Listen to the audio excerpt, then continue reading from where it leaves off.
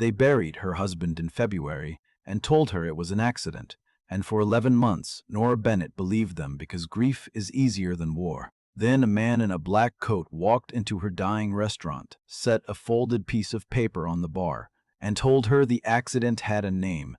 She could have thrown him out. Instead, she poured him a drink, because she had spent a year waiting for exactly one sentence, and he had just said it. The man who killed Danny is going to lose everything, he told her, and you're going to be the one holding the knife. The wind came off the lake that winter like it had a grudge, and it found every gap in the Blue Hour's old windows and moved through the empty dining room like a paying customer who'd changed his mind. Nora stood behind the bar at 9 on a Tuesday and counted the register for the third time, as if the number might have grown while she wasn't looking.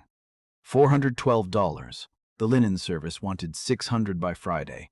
The gas company wanted more than that. And somewhere in a marble office on the Gold Coast, a man she had never met held a piece of paper that said he could take the building out from under her whenever the mood struck him. The Blue Hour had been Danny's dream before it was her prison. A narrow supper club on the south side, with a tin ceiling and a piano nobody played anymore, the kind of place where the neighborhood came to feel expensive for a night. Danny used to work the room in a good jacket, remembering everyone's anniversary, sending free dessert to tables that looked like they were fighting. He'd built it with his own hands in a loan he should never have taken, from people he should never have taken it from. 11 months ago, a car had come up onto the sidewalk on Chermack at 11 at night and left Danny Cole in the gutter, and never slowed down. And the police had written the word unsolved on a form and gone home to their own dinners. Nora was 34. She was a big woman, had been all her life. Through every diet her mother mailed her and every dress that came home in a bag marked, "does not fit." And she had learned a long time ago that the world files large women under harmless. She used to hate it. Lately, she'd started to wonder if it was a door nobody was watching.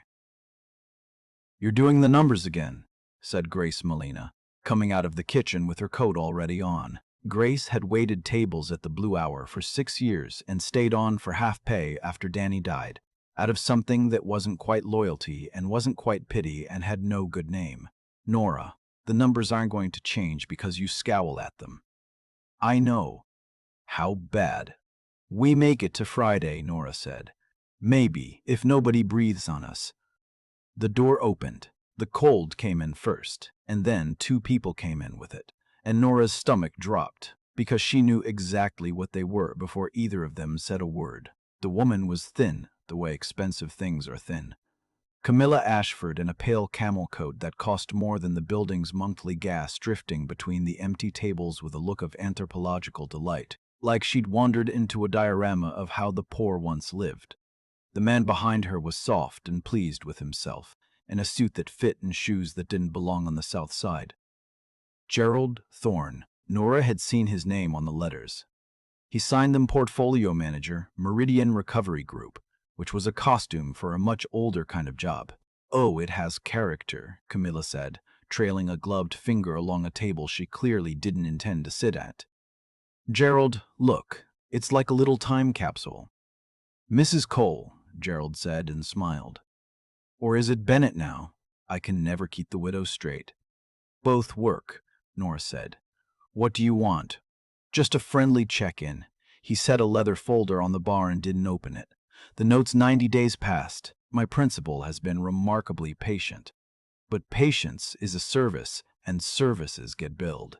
He looked around at the empty room and let his face do something sympathetic. "Nora, look at this place. Forgive me, you're a woman on your own, running a restaurant into the ground out of sentiment. There's no shame in letting go. Sign the deed over. We forgive the balance. Everybody walks away clean. The building's worth 6 times the note. The building's worth whatever my principal decides it's worth," Gerald said pleasantly. "That's rather the point of who he is." Camilla had drifted back to the bar. She was studying Nora now with open, luxurious curiosity, the way you'd study something in a jar. "Can I ask?" she said. "And I only ask because I care. Do you eat here? Is that part of the problem?" "Because a restaurant that isn't turning tables and a proprietor who so obviously," she gestured, A little wave that took in all of Nora at once. Well, the math sort of writes itself, doesn't it? Maybe the kindest thing would be to close the kitchen before it closes you. Grace made a low sound. Nora put a hand on her arm without looking. She had heard it all before. In school, in dress shops, at Danny's own funeral, where a cousin had murmured that grief would at least help her drop a few. She had a whole vault for sentences like this, built brick by brick over 34 years, and she knew how to stand very still while the newest one went in. "Are you finished?" Nora said. It wasn't a question. It didn't go up at the end. "I'm never finished, sweetheart. I'm just getting warm." "She's finished." The voice came from the doorway, and it was not loud, and somehow it landed in the room like a dropped glass. Nora hadn't heard the door. That was the first thing that frightened her. That a man could open a door in a dead silent restaurant and cross half of it before anyone registered he was there. He was not large. He wore a black overcoat unbuttoned, and he moved with the unhurried economy of a man who had genuinely never in his life needed to rush, and the temperature of the room changed around him the way it changes before snow. Gerald Thorne went the color of the tablecloths. "Mr. Vitale," he said, we weren't told you." "No," Damiano Vitale agreed. "You weren't." He came to the bar, unhurried, and looked at the leather folder for a moment, as though it were something a cat had brought in. "Meridian Recovery. You're the collection arm Cesare Bruno pretends isn't his." He glanced up. "You're a long way south, Gerald. Do you even know whose block you're standing on?" The silence had weight now. Even Camilla had gone still, the anthropologist realizing too late that something in the diorama was looking back. "This account is Bruno business," Gerald tried. "With respect, it's not Vitale." "It was Bruno business," Damiano said, and drew a folded paper from inside his coat and set it on the bar, unhurried, smoothing the crease flat with 2 fingers. "As of 4 o'clock this afternoon, I own the note, all of it. I bought it out of the vehicle Bruno hides his paper in, and I paid a premium, and the premium was worth it for the look on your face right now." He turned the paper so it faced Nora. "So this is no longer a conversation you get to be in, Gerald. Take the socialite and get off my block." Gerald Thorne looked at the paper. He looked at Nora. He looked at the door. He took the socialite and got off the block. The cold followed them out, and the door swung shut, and then it was just the 4 of them. Nora, Grace, Damiano Vitale, and a broad, silent man who had come in behind him and stationed himself by the window without a word. Enzo Marchetti, though Nora didn't have the name yet. His eyes did slow, careful laps of the street outside. "You bought my debt," Nora said. "I did. Then you're just a nicer dressed version of the last man who owned it." She hadn't moved from behind the bar. It was the only fortress she had left, and she wasn't leaving it. "So say your number, and we can stop pretending this is a rescue." Something shifted in Damiano Vitale's face.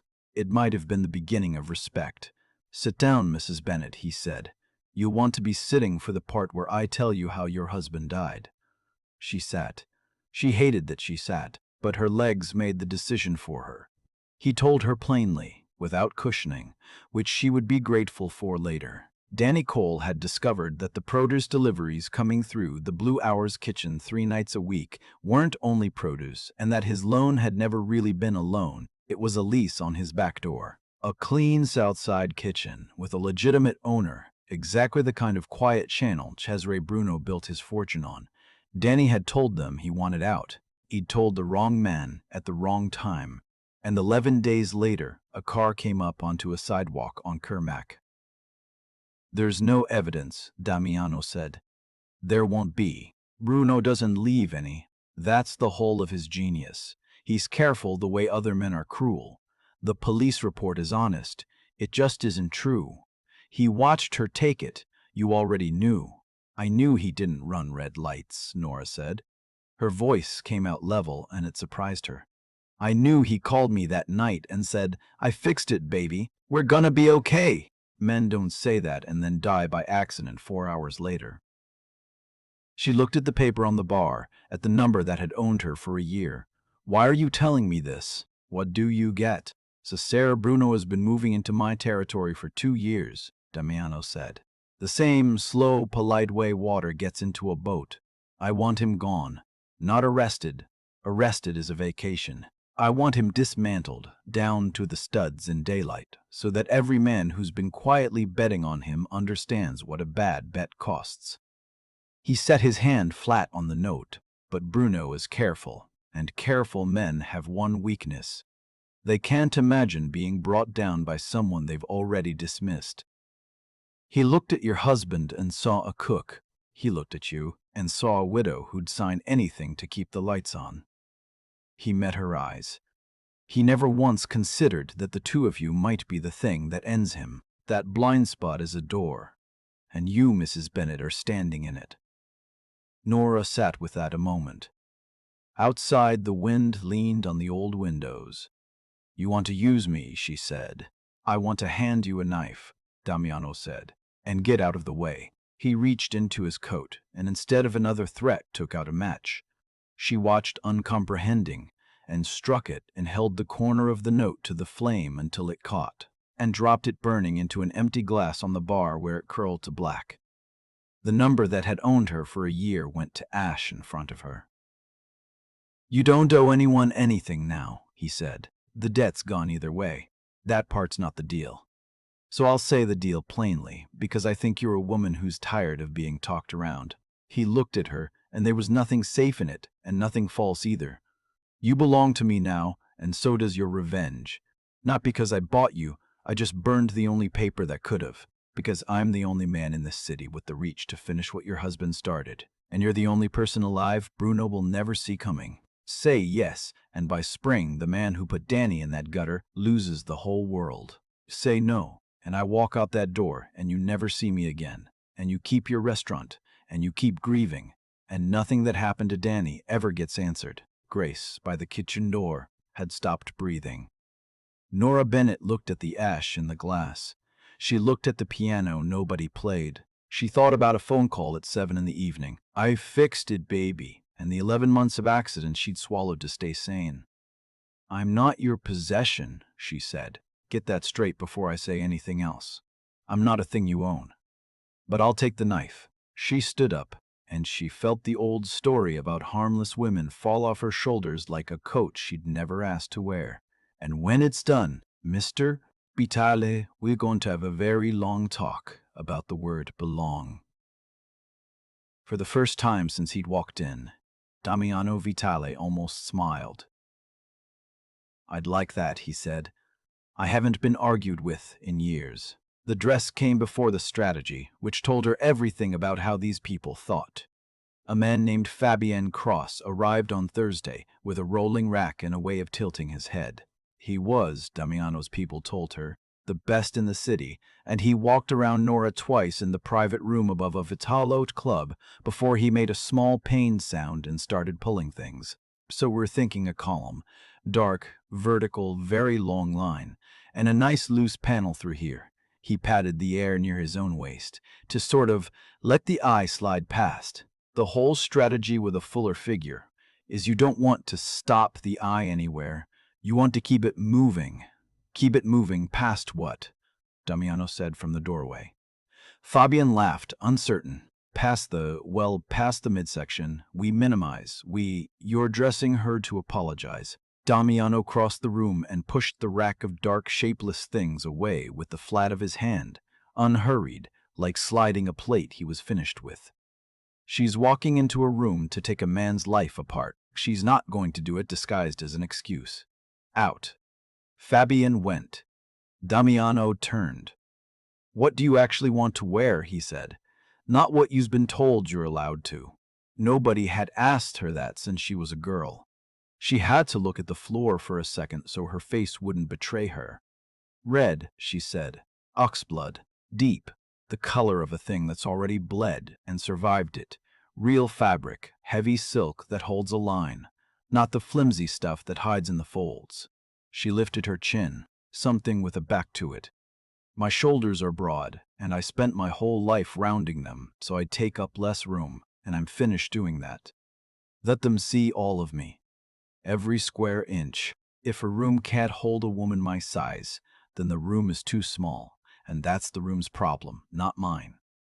Enzo Marchetti, by the window, took his hands out of his pockets. She had it made in 3 days, oxblood silk, cut clean and unapologetic, and when she came down the stairs in it the following week, Damiano Vitale looked at her the way you look at weather turning, with respect and a little bit of fear. She learned things about him in the weeks that followed, in the long hours between moves. She learned that the most feared man on the North Side couldn't sleep and read cookbooks at 2 in the morning. Actual cookbooks, dog-eared, annotated, because his grandmother had run a kitchen and it was the only room in his childhood where nobody had died. She learned that he'd been 14 when he watched his older brother bleed out on a warehouse floor over a debt very much like Danny's, and that he'd spent 20 years turning himself into the kind of man that never happens to. She learned that he touched the side of his neck when a thing hurt him and pretended it was an itch. "They say your name like it's a weather warning," she told him once. Both of them in the Blue Hour's dark kitchen at 2 in the morning, because he'd taken to coming by after close. "Why?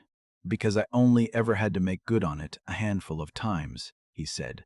He was rolling a lemon under his palm on the cutting board, slow, thinking. The mistake people make is thinking fear is loud. Loud men are just frightened early. The trick is to be precise. Say a thing once, mean it entirely, and let the imagination do the rest of the work for free. He set the lemon down. It's a small life, in the end. You stop being a person and become a rumor people tell in parking garages. And then a woman burns her own debt in a glass and calls you a nicer-dressed version of a loan shark. And you remember there was a man in here somewhere. It's careless of you. I'd stop. No, Nora said. He looked at her across the dark kitchen for a long moment. No, he agreed. I don't suppose you would. The first strike was hers, and she never let anyone forget it. Cesare Bruno laundered his cleanest money through a network of small legitimate businesses, and the crown jewel was a charity. The Bruno Family Foundation, a food relief operation that fed the whole South Side and photographed beautifully and moved 9 figures a year through kitchens exactly like the Blue Hours. It was genius. Nobody investigates the man feeding hungry children. But Nora had run a restaurant for a year on nothing, and she knew, the way only someone who's been desperate knows, that you cannot fake food costs. The numbers leave a smell. His foundation reports feeding 40,000 meals a month out of 3 commissary kitchens, she told Damiano and Enzo, spreading photocopied filings across the bar. I've cooked in kitchens that size. You cannot do 40,000 meals out of 3 rooms. The ovens alone can't cycle fast enough. I've done the math 6 ways. He's reporting food that was never cooked to move money that was never donated. The meals are ghosts. She looked up. You don't need a witness. You need a food service inspector, a health department subpoena, and one honest reporter. The whole thing's a souffle. You just have to open the oven door. Enzo looked at Damiano. Damiano looked at the filings for a long, long time. In 20 years, he said quietly, no one has ever brought me a cleaner way to gut a man. Enzo, she found it with a calculator and a grudge. Nora did it herself. That was her condition, always. She walked into the foundation's winter gala in oxblood silk with her spine straight and her shoulders wide, and she found a health inspector she'd already fed the numbers to. And she stood beside a woman from the Tribune at the dessert table and said conversationally, ask him how 3 kitchens cook 40,000 meals. Ask him to walk you through one shift. Watch his face. 3 weeks later, the story ran. The foundation's accounts froze pending investigation. And $90 million of Cesare Bruno's cleanest money suddenly had nowhere clean to go, which meant it had to move in the open, through his own hands, where anyone watching could finally see it. That came for her on a Sunday because that was the night she cooked for herself. The Blue Hour was closed and dark, and she was alone in her own kitchen at 9 at night, and she felt it before she understood it, the smallest wrongness in the air, a shift in the cold. There was a man by the walk-in cooler who had not been there 10 seconds ago. He was still in a way that living rooms are never still. His hands were empty and loose and ready. Later, Enzo would tell her his name was Cain, and that he had done this 11 times and buried 11 people and never once been seen leaving. He wasn't there for her. He was there because at 9:15 Damiano Vitale was going to come through the alley door alone with takeout from a Vietnamese place on Argyle. Because Nora had mentioned once that Danny used to bring it home on Sundays, and he was coming alone because the only man who knew he'd be alone was Renzo Fontana. Cain's shoulder dropped toward the small of his back, toward whatever was tucked there, and there was no time to scream. So Nora did the only thing her hands knew how to do without being told. She'd been breaking down a case of chicken. The boning knife was already in her grip. She did not think of it as violence. She thought of it the way she thought of any hard job in a kitchen. Fast, committed, no half measures, because a job done halfway is the one that hurts you. She put the knife where it needed to go, and then she took the cast iron pan off the range with her other hand, and she swung it like she meant to end the argument. Because she did. Her arms were strong. She'd been carrying stockpots her whole life and letting people call her soft. Damiano came through the alley door into his own worst nightmare. A man on the floor of Nora's kitchen, and Nora standing over him with a pan oxblood silk gone dark down the front, breathing hard and perfectly, terribly steady. She'd chosen to do this.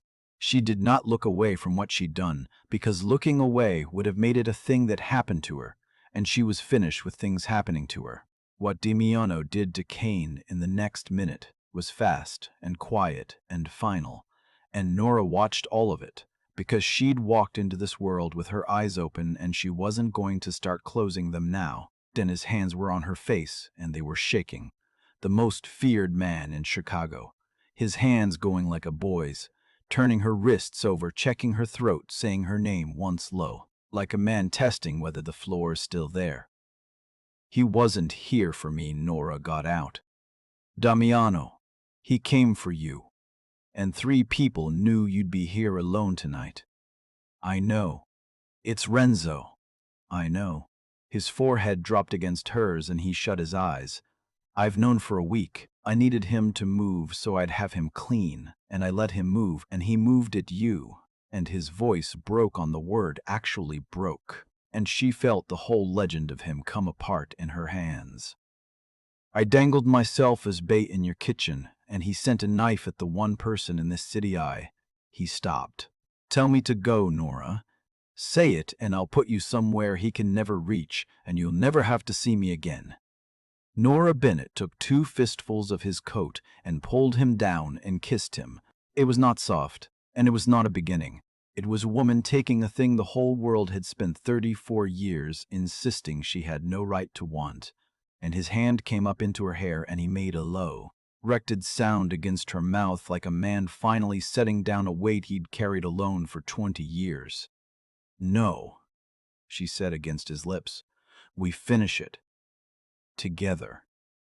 And you're going to stop deciding what I can survive. She pulled back just enough to look at him. That's the deal now. That's belong. Yes, Damiano said. It came out rough. God help them both. Yes. The end came for Cesare Bruno on a gray afternoon above a linen supply on Ashland, in a plain office he kept because he was 70 and believed the old rooms were the safe ones. Renzo Fontana was already in the chair when Nora walked in beside Damiano. He'd been there a while. He was trying still to find the smile that had gotten him through 8 years of Sunday dinners. Boss, he said. Damiano, whatever she's been telling you. You ran Bruno's product through the Blue Hour's back door. Damiano said in the same even tone he'd used to ask for the check. You picked Danny Cole because he was honest and had no family that would come asking. When he found out and wanted clean, you're the one who told Cesare. You've eaten at my table every Sunday for 8 years, Renzo. And last Christmas you brought my mother figs from the market on Taylor Street. He nodded slowly. The figs are the part I keep coming back to. Renzo stopped trying to smile. Nora set a folder on Cesare Bruno's desk and opened it herself. And then she did a thing she had spent 34 years being told her body wasn't allowed to do. She sat on the edge of the desk, took up all the room she wanted, and looked a killer in the eye until he looked back. You sent a fruit basket to the funeral, she said. Did you know that? You probably signed 100 that week. It came with a card that said, "A good man, gone too soon. My husband, from the man who had him killed." She turned a page. The foundation's frozen. Every clean dollar you've moved in 11 years is sitting in a room the U.S. attorney can walk into, because a caterer with a grudge counted your imaginary sandwiches. And this morning at 8, Renzo signed his proffer. She turned another page and looked up. He gave you up before the ink dried, Cesare. It took him 9 minutes. You gave that man 20 years. Cesare Bruno looked at Renzo Fontana. Renzo Fontana looked at the floor. And Nora watched a careful man understand in real time that he had been taken apart by exactly the two people he'd been too important to look at. You want me on my knees, Cesare said. No, Nora said. I want you awake, all the way to the end, the way Danny wasn't.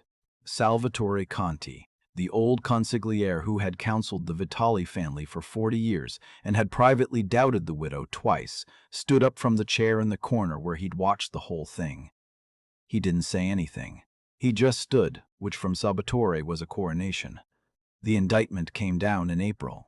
19 counts. The Bruno Foundation collapsed into receivership, and the money surfaced in daylight exactly as Damiano had wanted it to. And the man who owned half the harbor spent his 71st birthday learning the names of the prosecutors who owned him now. Renzo Fontana took his deal, and 11 years, and a name that no one at any table in that city will say out loud again.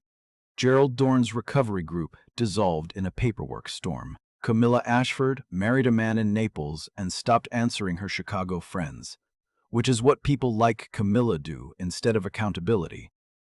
The Blue Hour reopened in June with the piano tuned, and somebody actually playing it. Nora catered the party herself in oxblood silk, and Grace Molina cried into the good napkins. And Margaret Bennett sat in the best seat in the house with her oxygen tucked under a shawl and told everyone who'd listened that her daughter had always been the strong one. They just hadn't been paying attention. Nora and Damiano didn't marry that summer. She made him wait and court her and learn the difference between owning and staying, and he did it. The most feared man in the city, learning to ask instead of take, because the one woman who'd ever argued with him had made it a condition. When he finally said the words a year on in the tin-ceilinged room where Danny had built his whole dream, half the hard men in that room went quiet. Because Damiano Vitale promised to be precise about her. Every day for the rest of his life, and every one of them knew exactly what precise meant when he said it, and understood that the big woman in the red dress was no longer anyone in this world could afford to underestimate. They spent a year calling her Harmless, a soft widow, a sentimental cook, a woman who'd sign anything. They handed her the run of every room because they were sure she was nobody, and they never once noticed she was learning the exits, the ledgers, the lies.